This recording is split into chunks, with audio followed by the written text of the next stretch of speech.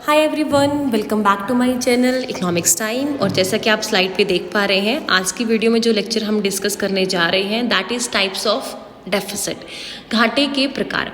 देखिए, घाटा क्या होता है? जनरल टर्म में हम क्या बोलते हैं कि जब हमारी इनकम कम होती है और हमारे खर्चे ज़्यादा होते हैं तो हम क्या बोलते हैं कि हम घाटे में चल रहे हैं, हमें घाटा हुआ है।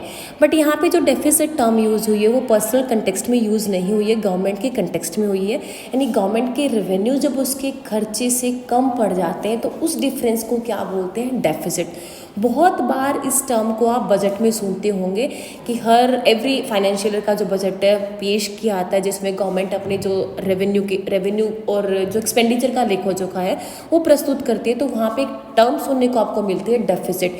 तो कितने प्रकार के डेफिसिट गवर्नमेंट को सहन करने पड़ते हैं तो आज की वीडियो लेक्चर में हम देखने वाले हैं। तो सबसे पहले बजट डेफिसिट होता क्या है? बजट डेफिसिट क्या होता है? जैसे गवर्नमेंट के जब टोटल इनकम और जब कम पड़ जाते हैं गवर्नमेंट के टोटल एक्सपेंडिचर से, तो उस डिफरेंस को क्या बोलते हैं? Budget deficit.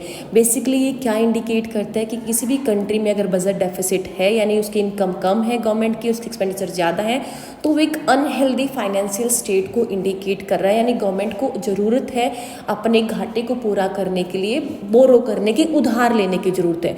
जितना ज़्यादा डेफिसिट होगा, जितना ज़्यादा घाटा होगा, उतने ही ज़्यादा गवर्नमेंट की जो उधारी की रिक्वायरमेंट्स हैं वो बढ़ेंगे। Next is types of deficit. अब कितने प्रकार का डेफिसिट होता है? तो सबसे पहले आता है रेवेन्यू डेफिसिट, जिसको राजस्व घाटा बोलते हैं। रेवेन्यू डेफिसिट कब होता है? जब गवर्नमेंट के टोटल रेवेन्यू उसके टोटल रेवेन्यू एक्सपेंडिचर से कम पड़ जाते हैं। गवर्नमेंट की टोटल जो इनकम है गवर्नमेंट की टोटल खर्चे से कम पड़ जाती है। तो इस केस में हम यहाँ पे क्या दो चीज़ें लेके चलते हैं? रेवेन्यू रिसिप्ट्स लेके चलते हैं और रेवेन्यू एक्सपेंडिचर से लेके चलते हैं। यानी जब राजस्व प्राप्तियाँ कम होती है और राजस्व व्यय ज़्यादा होता है, तो इन दोनों के डिफरेंस को क्या बोलते हैं? राजस्व घाटा। तो रेवेन्यू डेफिसिट को कैलकुलेट करने के लिए आप क्या करेंगे? टोटल रेवेन्यू एक्सपेंडिचर में से टोटल रेवेन्यू रिसिप्ट्स को घटा देंगे। अब यहाँ पे दो टर्म निकल के आई है, रेवेन्यू एक्सपेंडिचर और रेवेन्यू रिसिप्ट्स। रेवेन्यू रिसिप्ट्स क्या होती हैं? वो सारे पॉसिबल सोर्सेज जहाँ से गवर्नमेंट को इनकम होती है, जैसे कि टैक्स रेवेन्यू है जिसमें सारी तरह के डायरेक्ट और इनडायरेक्ट टैक्सेस आते हैं। नॉन टैक्स रेवेन्यू है जिसमें फीस, पेनल्टी, ग्रांट्स, ये सब चीज़ें आती है। तो इन सब सोर्सेज से गवर्नमेंट को रेवेन्यू होता है, गवर्नमेंट को इनकम होती है। ऐसे जो रेवेन्यू एक्सपेंडिचर है, राजस्व व्यय है, उसमें क्या गवर्नमेंट जो भी खर्च करती है एवरीडे ऑपरेशंस के लिए या अपना जो मेंटेन करने के लिए अपने सभी डिपार्टमेंट्स को, तो जो भी गवर्नमेंट एक्सपेंडिचर करती है, जो सब्सिडीज़ पे खर्च करती है, एग्रीकल्चर पे, हेल्थ, एजुकेशन, डिफेंस, जितने भी तरह के एक्सपेंसेस होते हैं वो सब आते हैं हमारे रेवेन्यू एक्सपेंडिचर में। तो जब रेवेन्यू एक्सपेंडिचर ज़्यादा होते हैं, रेवेन्यू रिसिप्ट्स गवर्नमेंट की कम होती है, तो इन दोनों के डिफरेंस को क्या बोलते हैं हम? रेवेन्यू डेफिसिट, राजस्व घाटा, right. Second one is fiscal deficit, जिसको राजकोषीय घाटा बोलते हैं। फिस्कल डेफिसिट कब होता है? जब गवर्नमेंट के टोटल एक्सपेंडिचर ज़्यादा होते हैं और गवर्नमेंट की टोटल इनकम कम होती है। इसमें देखिए आप बेसिकली क्या देखेंगे, इसमें अब हम टोटल रिसिप्ट्स में से, टोटल इनकम में से हम गवर्नमेंट की जो बोरोइंग्स है उसको एक्सक्लूड करके चलते हैं। लास्ट वीडियो लेक्चर में हमने फिस्कल डेफिसिट के बारे में डिटेल में डिस्कस किया था। इसमें गवर्नमेंट की जो उधारी है, उधारी को हम इंक्लूड करके गवर्नमेंट की इनकम के अंदर इंक्लूड करके नहीं चलते हैं। So fiscal deficit is equal to total expenditure of government minus total receipts, total income of government excluding borrowings. उधारी को इंक्लूड नहीं करना है। जो पैसा हम उधार लेते हैं, गवर्नमेंट उधार लेती है, उसको उसकी इनकम में ऐड नहीं करना है। उसके अलावा गवर्नमेंट को जहाँ पे भी इनकम हो रही है, जहाँ से भी इनकम हो रही है, वो सब इंक्लूड करके चलेंगे। सो फिस्कल डेफिसिट को आप लिख सकते हैं revenue expenditure plus capital expenditure. दो तरह का एक्सपेंडिचर होता है, total expenditure minus revenue receipts and capital receipts excluding borrowing, right.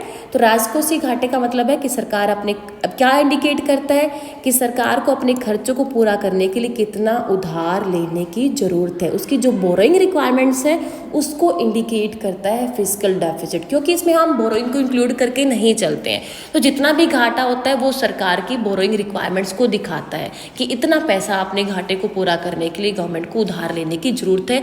कहीं से भी ले सकती है, इंटरनल सोर्सेज से भी ले सकती है उधार, एक्सटर्नल सोर्सेज से भी उधार ले सकती है, राइट। तो ये होता है राजकोषीय घाटा। Next term is primary deficit, प्राथमिक घाटा जिसको बोलते हैं। बेसिकली प्राइमरी डेफिसिट क्या होता है? That is defined as fiscal deficit minus interest payments on previous borrowing. पहले जितना आपने उधार लिया है उसके ऊपर जो आप इंटरेस्ट आपको पे करना है, राइट, उसको घटा दीजिए फिजिकल डेफिसिट में से। फिजिकल डेफिसिट में से इंटरेस्ट पेमेंट को घटाने के बाद जो डेफिसिट बचता है दैट इज प्राइमरी डेफिसिट, यानी जो उधार जो हमें ब्याज का भुगतान करना है उसको हटा दीजिए। बाकी सारा हमारा जो भी आता है फिजिकल डेफिसिट का जो पार्ट है वो सारा हमारा प्राइमरी डेफिसिट है।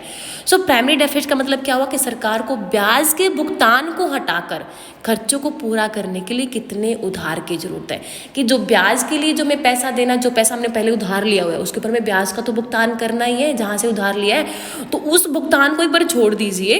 बाकी जो पैसा हमें उधार लेने की जरूरत है अपने घाटे को पूरा करने के लिए वो हमारा आता है प्राइमरी डेफिसिट।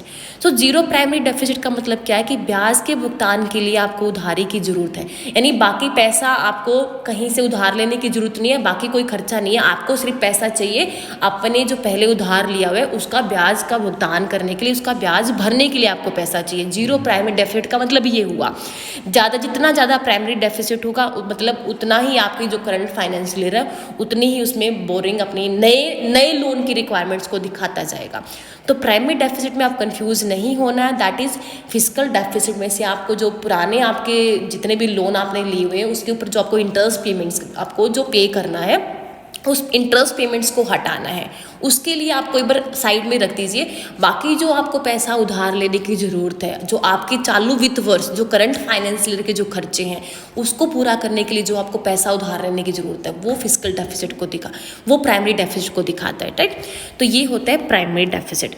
तो ये थे 3 टाइप ऑफ जो मेन हमारे डेफिसिट्स हैं, रेवेन्यू डेफिसिट जिसको हम राजस्व घाटा बोलते हैं, फिजिकल डेफिसिट राजकोषीय घाटा, एंड प्राइमरी डेफिसिट यानी प्राथमिक घाटा।